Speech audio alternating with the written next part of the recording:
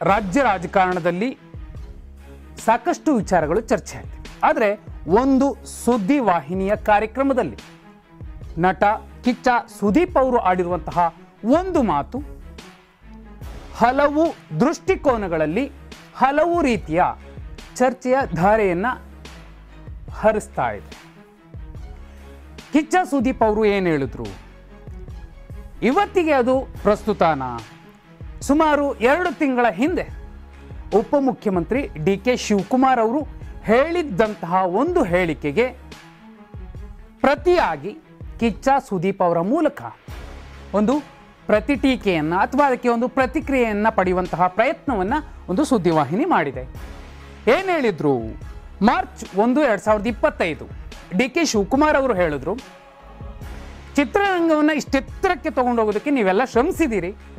ಆ ಶ್ರಮಕ್ಕೆ ನಮಗೆ ನಿಮ್ಮ ಬಗ್ಗೆ ದೊಡ್ಡ ಗೌರವ ಇದೆ.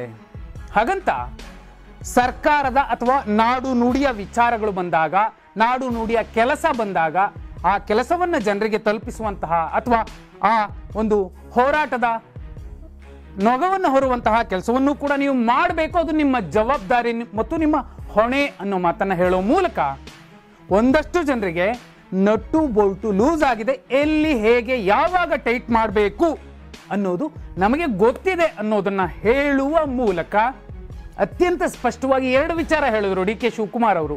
ಒಂದು, ಇದನ್ನು ನೀವು ಎಚ್ಚರಿಕೆ ಅಂತಾದರೂ ತಗೊಳ್ಳಿ ಅಥವಾ ಮನವಿ ಅಂತಾದರೂ ತಗೊಳ್ಳಿ ಅನ್ನೋ ಮಾತನ್ನು ಹೇಳಿದರು.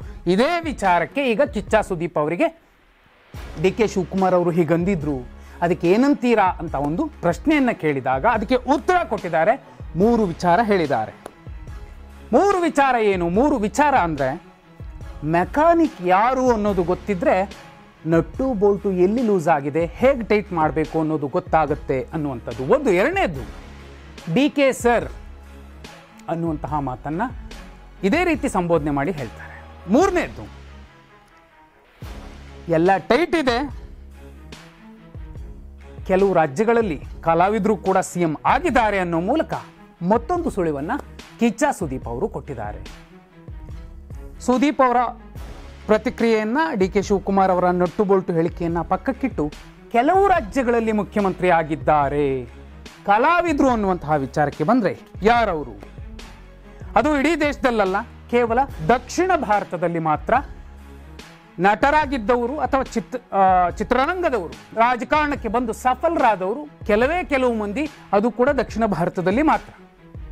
ಅದರಲ್ಲಿ ನಂಬರ್ 1 ಮುಖ್ಯಮಂತ್ರಿ ಆದವರು 5 ಸಲ ಜಯಲಲಿತಾ ಅವರು. ಅವ್ರನ್ನ ಬಿಟ್ಟರೆ 2ನೇ ಪ್ಲೇಸಲ್ಲಿ ನಂದಮುರಿ ತಾರಕ ರಾಮಾರಾವ್ ಅವರು 4 ಸಲ ಆಂಧ್ರ ಪ್ರದೇಶದ ಮುಖ್ಯಮಂತ್ರಿ ಆಗ್ತಾರೆ. ಅವರನ್ನು ಬಿಟ್ಟರೆ MGR ಅವರು, ಮರುತ್ತೂರು ಗೋಪಾಲನ್ ರಾಮಚಂದ್ರ ಅವರು 3 ಸಲ ಮುಖ್ಯಮಂತ್ರಿ ಆಗಿದ್ರು. ಅವರು 3 ಕೂಡ CM ಹೊಣೆಗಾರಿಕೆ ಏನು ಅನ್ನೋದನ್ನು ಹೇಳ್ತಾರೆ. ಪ್ರಜಾಪ್ರಭುತ್ವದ ಆತ್ಮ, ಜನರ ಸ್ವಾಭಿಮಾನ, ಪ್ರಾಂತೀಯತೆಯ ಆತ್ಮಗೌರವ ಅನ್ನೋದನ್ನ ಮುಖ್ಯಮಂತ್ರಿ ಆಗಿದ್ದಂತಹ ಮತ್ತು ಮುಖ್ಯಮಂತ್ರಿ ಆಗೋದಕ್ಕೆ ಕಾರಣವಾದಂತಹ ಒಂದು ಘಟನೆಯನ್ನು ನೆನಪಿಸುವ ಮೂಲಕ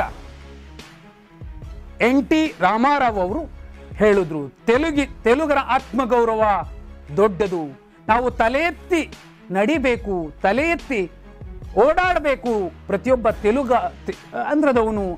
ಅದಕ್ಕೆ ನಮ್ಮ ಆತ್ಮಗೌರವವನ್ನು ಒಗ್ಗೂಡಿಸಿಕೊಂಡು ನಾವು ನಮ್ಮ ಪ್ರಾಂತೀಯತೆಯನ್ನು ಎತ್ತಿ ಹಿಡಿಯೋದಕ್ಕೆ ತೆಲುಗುದೇಶಂ ಪಾರ್ಟಿಯನ್ನು ಗೆಲ್ಲಿಸೋಣ ಅನ್ನುವಂತಹ ಚಾರಿತ್ರಿಕ ಭಾಷಣ ಮಾಡೋ ಮೂಲಕ ಮುಖ್ಯಮಂತ್ರಿ ಆದರು. ಮುಖ್ಯಮಂತ್ರಿ ಅಂದರೆ ಏನು? ಜನರ ಕಲ್ಯಾಣವನ್ನು, ಅವರ ನೆಲದ ಜಲ, ಭಾಷೆ ಮತ್ತು ಅವರ ಆತ್ಮಗೌರವವನ್ನು ಕಾಪಾಡುವಂಥದ್ದು ಅನ್ನೋದನ್ನು ಹಲವು ವೇದಿಕೆಗಳಲ್ಲಿ NT ರಾಮಾರಾವ್ ಅವರು ಹೇಳಿದ್ರು. 2ನೇದು, MGR ಬಡವರ ಅಭ್ಯುದಯವೇ ಒಬ್ಬ ನಾಯಕನ ಬಹುದೊಡ್ಡ ಗುರಿ ಅನ್ನೋದನ್ನು ಹೇಳೋ ಮೂಲಕ ಆಂಧ್ರ ಪ್ರದೇಶ, ತಮಿಳುನಾಡಲ್ಲಿ ಸಾಕಷ್ಟು ಜನಕಲ್ಯಾಣಕರ ಕಾರ್ಯಕ್ರಮಗಳನ್ನು ಫ್ರೀ ಸಾಕಷ್ಟು ಶುರುವಾಗಿದ್ದು MGR ಕಾಲದಿಂದಲೇ. ಅಂತಹ ಕೆಲಸವನ್ನು ಮಾಡುವಂಥದ್ದು ಮುಖ್ಯಮಂತ್ರಿಯ ಕೆಲಸ, ನಾಯಕನ ಕೆಲಸ ಅನ್ನೋದನ್ನು MGR ಹೇಳಿದ್ರು. 3ನೇದ್ದು, ಜಯಲಲಿತಾ ಅವರು, ನಾನು ಜನರಿಂದ ಆಯ್ಕೆ ಆಗಿದ್ದೀನಿ, ಹಾಗಂತ ನಾನು ಜನರನ್ನು ಆಳೋದಕ್ಕೆ ಬಂದಿಲ್ಲ, ಬದಲಾಗಿ ಅವರ ಸೇವೆ ಮಾಡೋದಕ್ಕೆ ಬಂದಿದ್ದೀನಿ. ಆ ಕಾರಣಕ್ಕೋಸ್ಕರನೇ ಎಲ್ಲ ಬಡಬಗ್ಗರ, ಶೋಷಿತರ, ಧ್ವನಿ ಇಲ್ಲದವರ, ಹಸಿದವರ ಪರವಾಗಿ ನಿಂತ್ಕೋಬೇಕು, ಅವ್ರಿಗೆ ಬೇಕಾದ್ದನ್ನು ಕೊಡೋದು ನನ್ನ ಕೆಲಸ ಅನ್ನೋ ಮಾತನ್ನು ಹಲವು ವೇದಿಕೆಗಳಲ್ಲಿ ಜಯಲಲಿತಾ ಅವರು ಕೂಡ ಹೇಳಿದ್ರು. ಮೂವರು ಕೂಡ ಒಂದನ್ನೇ ಹೇಳ್ತಾರೆ. ಜಯಲಲಿತಾ ಇರಬಹುದು, MGR ಇರಬಹುದು, NTR ಇರಬಹುದು. ನಮ್ಮ ಆತ್ಮಗೌರವ ಅವರವರ ನೆಲದ್ದು, ದ್ರಾವಿಡ ನೆಲ ತಮಿಳರು, ತಮಿಳು ದೊಡ್ಡದು, ತಮಿಳು ಗೌರವ ದೊಡ್ಡದು ಅನ್ನೋದನ್ನ ಹೇಳಿದ್ರು ಇಬ್ರು ಕೂಡ. ಅದು ಜಯಲಲಿತಾ ಇರಬಹುದು, MGR ಇರಬಹುದು.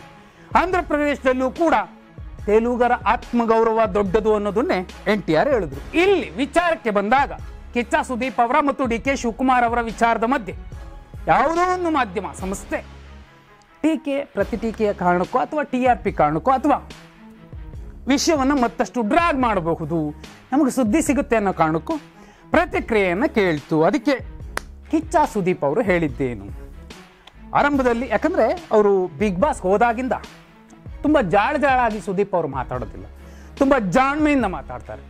ಒಬ್ಬ ನಿಪುಣ ಮಾತುಗಾರನ ರೀತಿಯಲ್ಲೇ ಮಾತಾಡ್ತಾರೆ.